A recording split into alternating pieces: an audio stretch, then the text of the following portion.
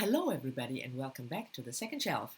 It's the 1st of July, so half the year is over, and if you're watching BookTube, you might have seen the mid-year freakout tag everywhere, where people answer, 10 or 12 questions about the first half of their reading year. And I was tagged by Bruno to do the mid-year freakout tag. Bruno has been commenting on BookTube videos for quite a while, but now he started his own channel. So please go check him out. He's an Italian booktuber and he's really lovely, and he needs more subscribers. So I'll leave a link and go check him out. But anyway, so Bruno tagged me, but I already planned a sort of mid-year check-in video. So I took only some of the questions from the mid-year freakout tag and incorporated them in this video. In other words, Bruno, I'm sorry, I butchered your tag. And to make things even worse, in order to really irk Steve Donahue, I'm going to talk only about fiction. And I want to start the video on a high note, or to be more precise, on two high notes. My two best reads so far in the first 6 months, one a modern classic and one a new release. And the modern classic is Edith Wharton, The Age of Innocence, which was published in 1920. Edith Wharton, obviously an early 20th century author, and this book is set earlier. It's set in the 1870s. It starts in the early years of the 1870s, and it's about a doomed love triangle. The main character is Newland Archer, a very well-to-do high society member, a lawyer, but he doesn't really work a lot, who is engaged to May, also from a very rich, very good family. And then enter Countess Ellen Olenska, who comes from a good family, but went off to marry a Polish count and left him, so she is sort of an outcast. But she comes back to New York and she stirs up things really, really good.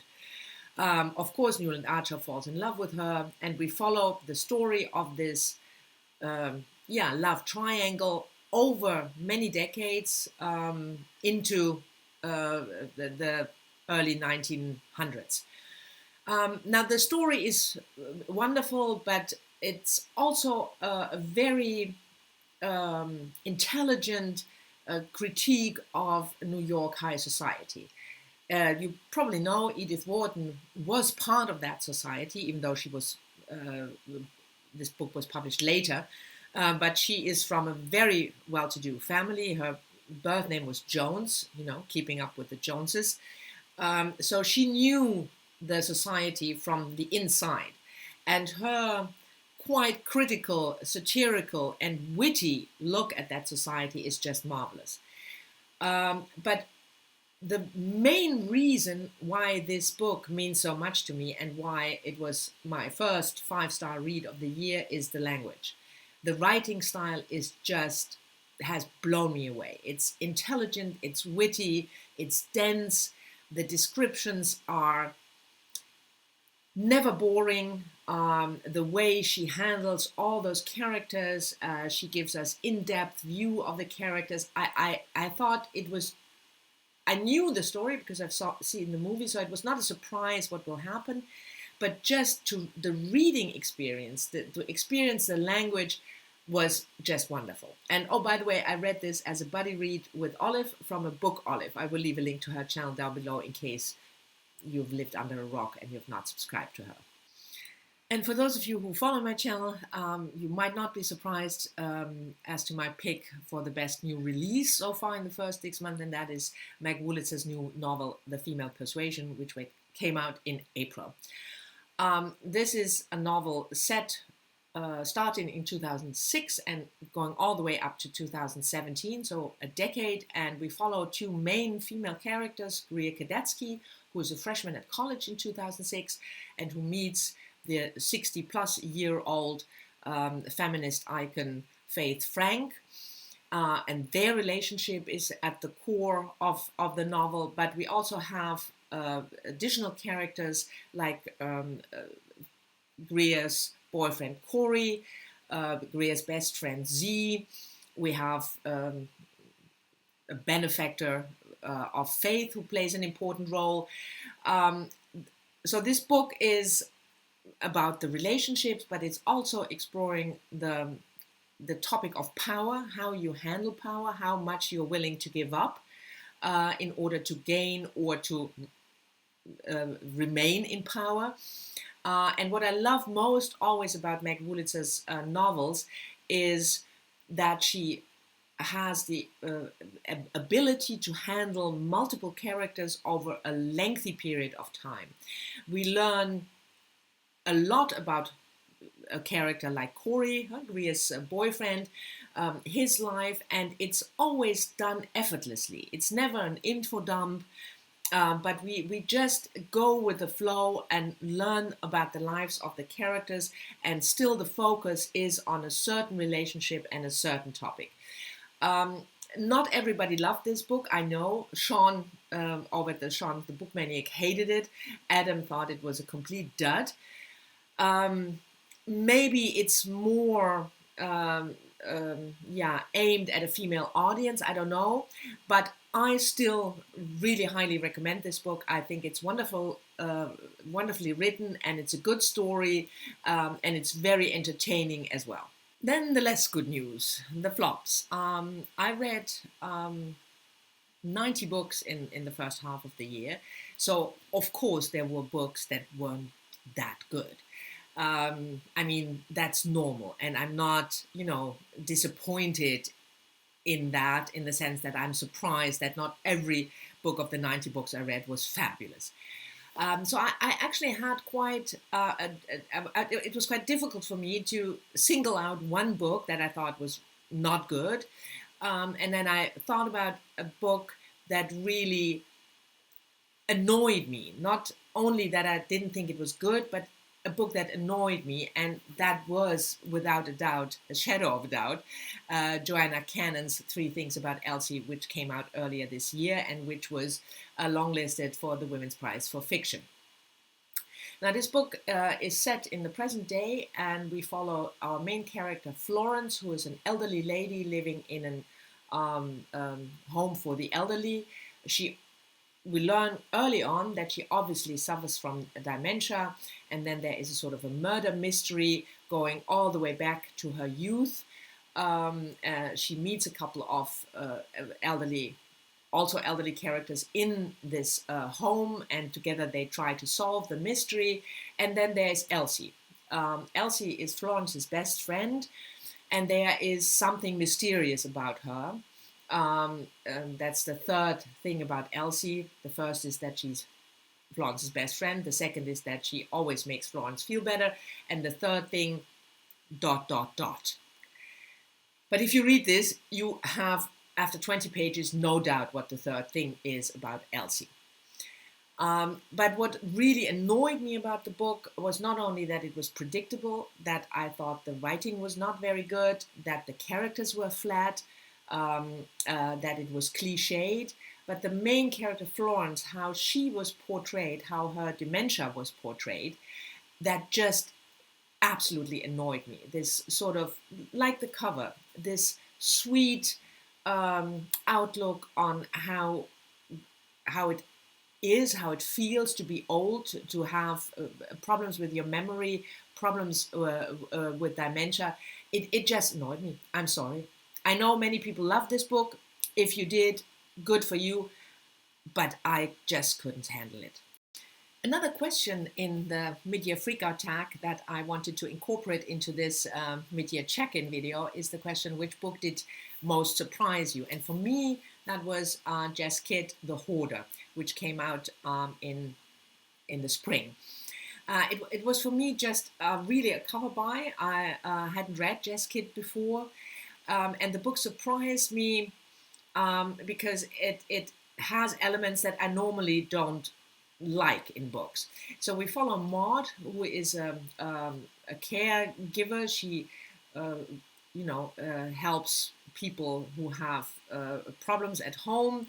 So she meets Mr. Flood, who is a hoarder, the hoarder from the title, and Maud is tasked to sort of get rid of all the garbage, or at least try to clean the apartment a little bit. Mr. Flood has a mysterious past. There's something with his wife who died in an accident, or maybe not. Then there is a missing daughter. We have also Renata, who is Maud's best friend, the landlady she lives with, but also her best friend. And Maud has problems of herself. And one of the problems is that she is always accompanied by various ghosts. Hence the part that I didn't like, or that I normally don't like, because magical realism goes, it's just not my cup of tea. But in this story, it was such a pleasure. It was so funny, and the ghosts are such not very helpful advice, and they are sarcastic. I really laughed out loud more than once when I read this, and the story then develops in sort of a mystery. We learn more about the background, but it's just a fantastic experience. So this was definitely the biggest surprise, and it was a pleasure to read. If you haven't heard of this book, please pick it up.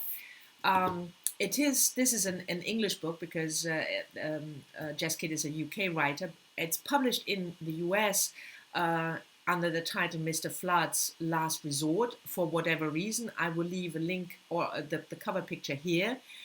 Don't get put off by the really bad title and the cover. It's a fantastic book. And another question in the Midyear Freakout tag that really intrigued me was the question, what is your new favorite character? And it intrigued me because I really have difficulty answering that question. I think that I have quite a quite a detached relationship to characters in books. Even if I really love a book, if I'm really engaged in the story and I want to know what happens to the character, it's never that I have this, really deep emotional attachment to a character. It's probably just me. I'm, eager to know how you feel about that. But anyway, so that makes it quite difficult for me to answer that question. And when I looked at all the books that I really loved, there is not a character that I thought, this is a favorite character of mine. And then one character popped up in a historical fiction novel, and that is Rachel Caddish, The Weight of Ink, which came out last year. It's, like I said, historical fiction, partly set in the now, where we follow Helen Watt. She's a professor of history, especially for old Jewish books. And she discovers by chance old writings hidden in a house. And then we go back and forth between Helen trying to figure out who wrote it and what does it mean, and into the 17th century, where we follow a main character called Esther Velasquez, who is a young Jewish girl born in Portugal, but then she had to immigrate to Amsterdam and then to London. And she writes, she's a scribe for a blind rabbi, which is quite astonishing and surprising, because women at that time, and certainly in the Jewish community, weren't allowed to do that.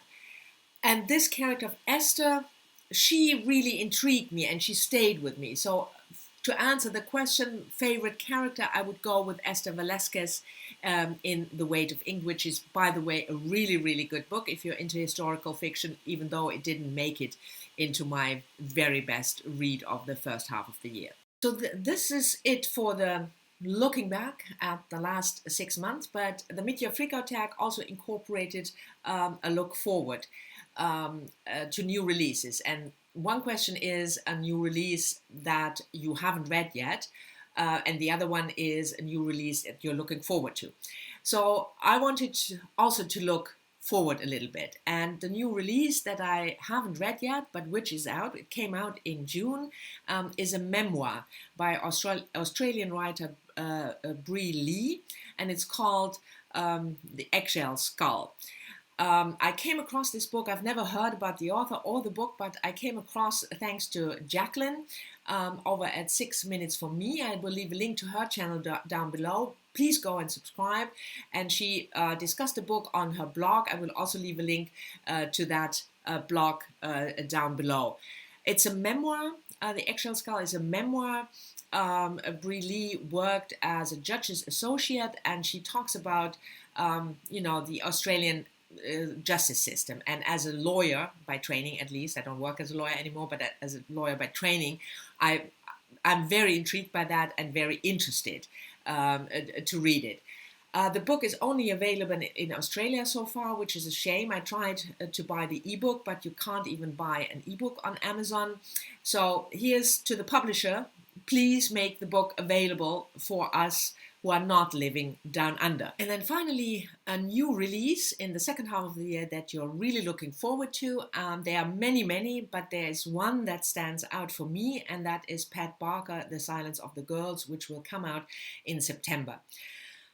The Silence of the Girls, I don't love girls in the title, but Pat Barker, I forgive her, is a retelling of the Iliad from the perspective of the Trojan women. Pat Barker is certainly one of my favorite authors. If you haven't read her trilogy about the First World War, Regeneration, you're really missing out. It's one of the best books, those 3 books about war. All kinds of aspects of war. It's absolutely fantastic, and I haven't seen a new release by her in quite a while. So the fact that she comes out with a new book and a retelling and that makes me really want to, have September just around the corner. Anyway, so this was my butchered version of the Midyear Freakout Tag, a look back at the last 6 months of my reading and a little bit of a look forward. Thank you very much for watching. I hope you've enjoyed it. Talk to me down in the comments of your favorite reads of the last 6 months or books you're looking forward to, and I'll see you all soon in my next video. Bye-bye.